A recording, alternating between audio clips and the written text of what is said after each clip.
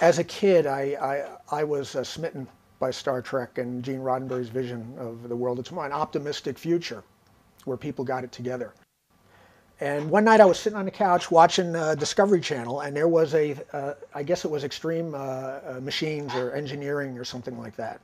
And here was this guy, this Jacques Fresco guy. And here he was talking about the world of tomorrow like I hadn't heard anyone talk about it since I was a kid. And it just blew me away. What Jacques was doing is basically what interested me all along, that I liked about the optimistic,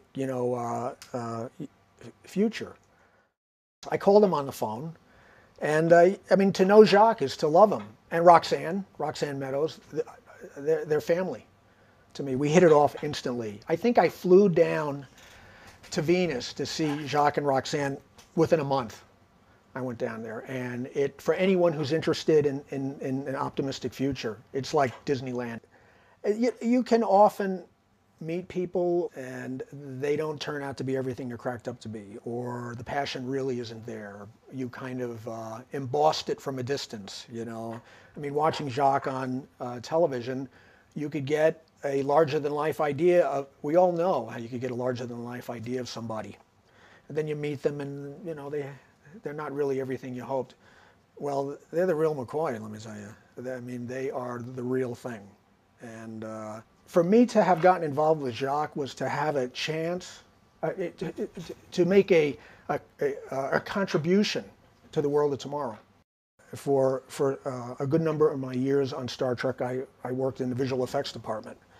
So basically I had this know-how in computer animation.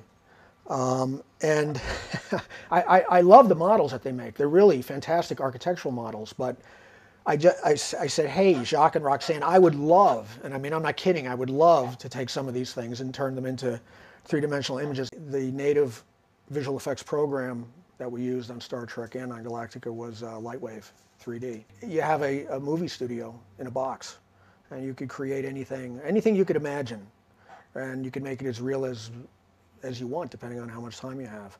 As much as I love working on the science fiction shows, and I've said it to Jacques and Roxanne, if I had an opportunity to work with them on whether it be a real life project or a TV show or something about what it is they're dreaming, I think I would go there. I'd run there to help them and to be a part of it. To help illuminate the world of tomorrow is, for me, and I don't know why, it's the biggest thrill there is. And when you're doing it for something that you believe in, like Jacques and Roxanne's ideas, it's just kick-ass. There's nothing like it, and it's also because I know the effect that it has on people from my years and years working on Star Trek.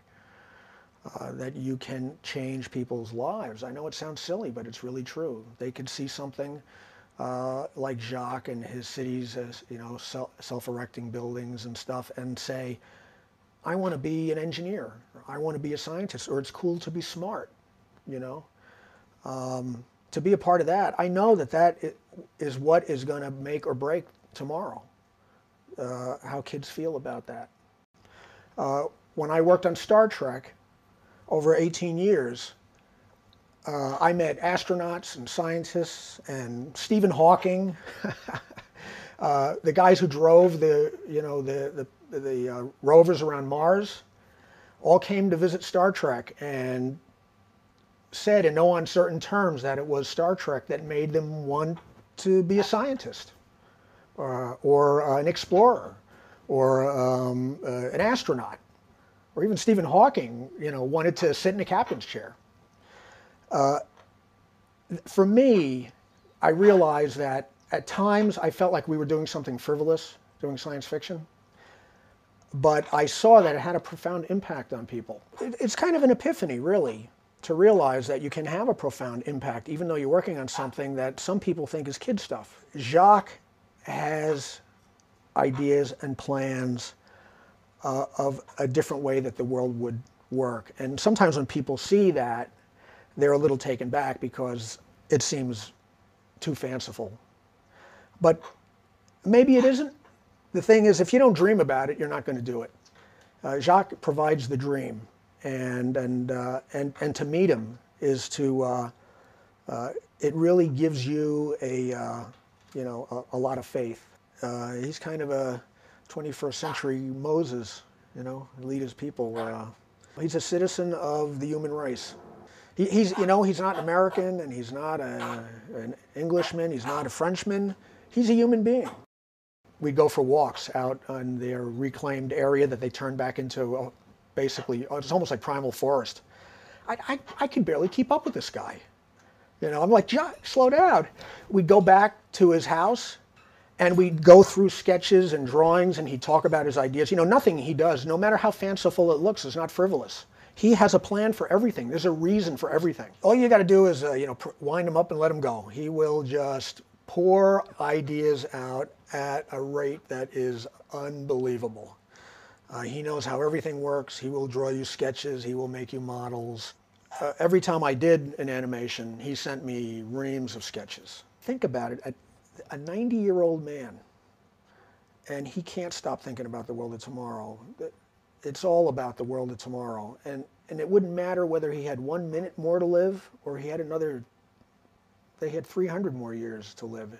The fire for that, it just is as bright as it can possibly be. And that is what's so inspiring. Geez, I love going down there. They've got their model shops and their video dome and everything, and you go in there and all those, futuristic ideas. And it's the energy that comes off of those things that will propel us into tomorrow.